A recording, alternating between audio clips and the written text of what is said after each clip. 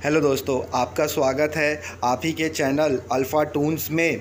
Please हमारे channel को like करें, सब्सक्राइब करें और ज़्यादा से ज़्यादा शेयर करें ताकि हम और भी अच्छी कहानियाँ आपके लिए ला सकें। तो ये कहानी एक मुरली किसान की है। किसान अपने आप में बातें करता हुआ जंगल में लकड़ियाँ काटने जाता है क्योंकि बारिश ना होने की वजह से वो किसानी कर नहीं पाता है। जंगल में वो जाता ही है। तभी उसे अचानक से, जैसे ही वो जंगल के दूसरे मोड़ पे जाता है, उसे एक बाघिन और एक उसका छोटा सा बच्चा दिखता है। किसान डर जाता है बाघिन को देखकर। तभी बाघिन बोलती है, हे किसान, मुझसे मत डरो, मैं मरने वाली हूँ। मुझे दूर के जंगल के एक बाघ ने मार दिया है। वो पहले मेरे पति को मार चुका है और अब मुझे भी मार दिया है और वो मेरे बच्चे को भी मारना चाहता है। तुमसे मैं प्रार्थना करती हूँ, मैं तुम्हें नुकसान नहीं करूँगी। मेरे बच्चे को बचा लो, मेरे बच्चे को बचा लो। हो सके तो इसे अपने साथ लेके जाओ। अगर ये यहाँ रहा तो भूखे प्यासे मर जाएगा या कोई जानवर इसे मार देगा। ये बातें सुनकर किसान को बहुत दया आता है। वो बाघिन को बोलता है, आप बिल्कुल भी फ़िक्र ना करें, मैं इस बच्चे को अपने साथ लेकर जाऊंगा और कभी भी ये उस बाघ के पास नहीं आएगा। इसे मैं अपने बच्चे के जैसे पालूंगा। ये मेरे घर में मेरे बच्चों के साथ ही रहेगा, वहीं उठेगा, बढ़ेगा और वहीं बड़ा होगा। ये सुन के बाघिन बहुत खुश होती है, बोलती है, भगवान तेरा लाख लाख शुक्र है, अब कम से कम मैं चैन से मर तो पाऊँगी। किसान बोलता है, ऐसी बातें मत करो। बाघ का बच्चा बहुत ही छोटा रहता है, उसे कुछ समझ में ही नहीं आता कि उसकी माँ बोल क्या रही है। वो तो बेचारा रोते रहता है, माँ माँ क्या हुआ माँ, तुम ऐसा क्यों बोल रही हो माँ, माँ मुझसे बातें करो माँ, माँ। ये देख के किसान को रोना आ जाता है। वो बोलता है, हे ऊपर वाले, कैसी तेरी लीला है। ये बातें होती रहती हैं। तभी बाघिन का दम छूट जाता है और वो मर जाती है। किसान बाघ के छोटे से बच्चे को अपने साथ लेकर वापस अपने घर चला जाता है। वो जंगल में गया रहता है लकड़ियाँ काटने के लिए, लेकिन ऐसा वाक़या उसके साथ हो जाता है क्योंकि वो किसान बहुत ही ज़्यादा ईमानदार और दिल का दयालु रहता है। तो बाघ के बच्चे को अपने साथ घर लेके जाता है, पर सोचता है कि इस बच्चे का मैं करूँगा क्या।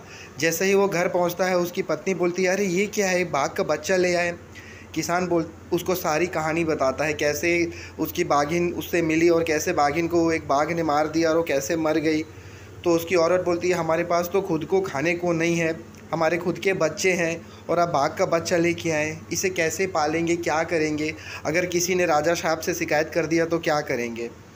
इस पर किसान बोलता है, कोई शिकायत नहीं करेगा, ये बाघ का बच्चा आज से हमारा बच्चा है, इसको हम अपने बच्चे के जैसे पालेंगे।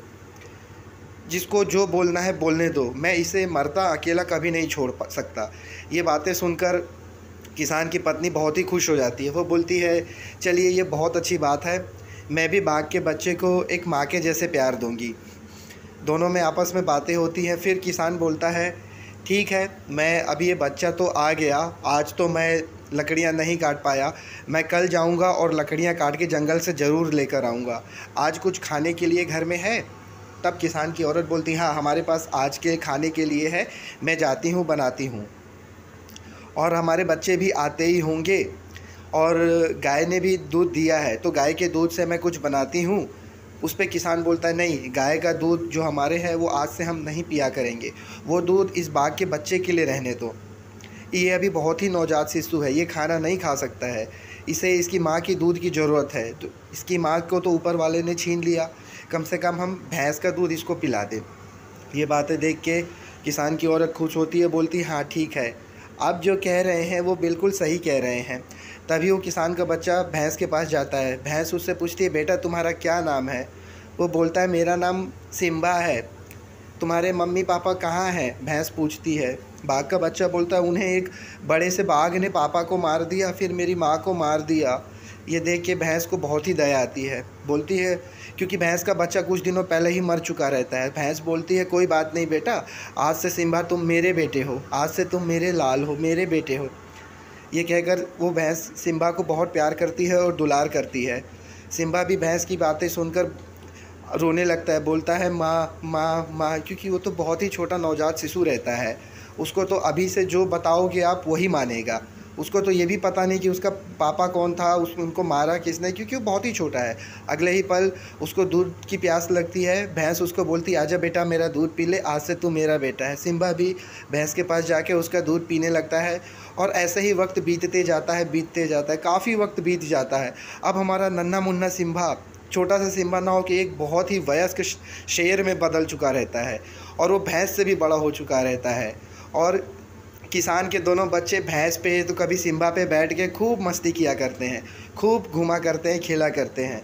अब गांव में भी किसान की बहुत इज्जत हो जाती है क्योंकि उसके घर में एक बहुत ही बड़ा शेर है। बट सिम्बा बहुत ही अच्छा शेर रहता है, वो कभी किसी को नुकसान नहीं पहुंचाता है। फिर आगे किसान, भैंस जो रहती है वो जंगल में खाना खाने जाती है, सिम्बा भी साथ में रहता है पर वो पीछे सोते रहता है।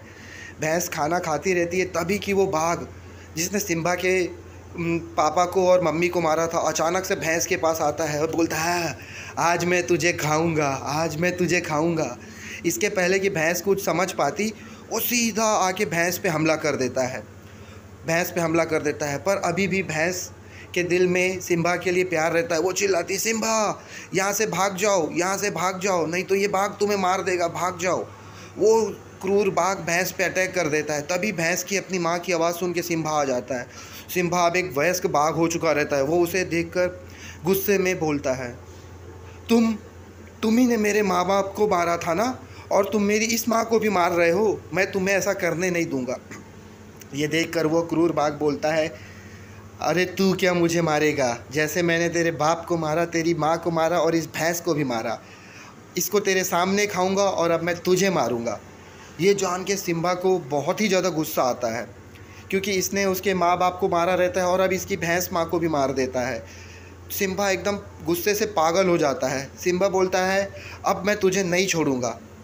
ये होते ही दोनों के बीच में बहुत ज़्यादा लड़ाई शुरू हो जाती है क्योंकि सिम्बा भी अब एक बहुत हट्टा कट्टा बाघ हो चुका रहता है, वो बच्चा नहीं रहता है। वो बहुत ही तेज़ी से जाता है और उस बाघ पे हमला कर देता है। बोलता है, तूने मेरे मक्कार माँ बाप को मारा, आज तो तू मेरे हाथों से नहीं बचेगा। वो बाघ भी ज़ोरों शोरों से लड़ाई करता है। दोनों के बीच में खूब लड़ाई होती है।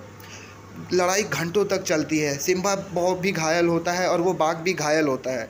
लड़ाई चलती है पर सिम्बा को बदला लेना रहता है। सिम्बा की आंखें एकदम लाल रहती हैं गुस्से से और अंततः सिम्बा उस बाघ को मार देता है। जैसे ही सिम्बा उस बाघ को मार देता है, वह उसके छाती पे चढ़कर गुर्राता है और अपनी मर्दांगनी का दिखावा करता है। अब बोलता है, आज मैंने इस क्रूर को मारकर अपने माता पिता की आत्मा को शांति दिया, आज उनकी आत्मा को शांति मिलेगी। और वह भैंस के पास जाता है और भैंस को उठाता है और वो लोग घर चले जाते हैं। तो इस कहानी से दोस्तों हमें ये शिक्षा मिलती है कि हमें हर जानवर को प्यार करना चाहिए। सभी जानवर अच्छे होते हैं, कोई भी जानवर ख़राब नहीं होता है। आगे अच्छी कहानी देखने के लिए हमारे साथ बने रहें। धन्यवाद।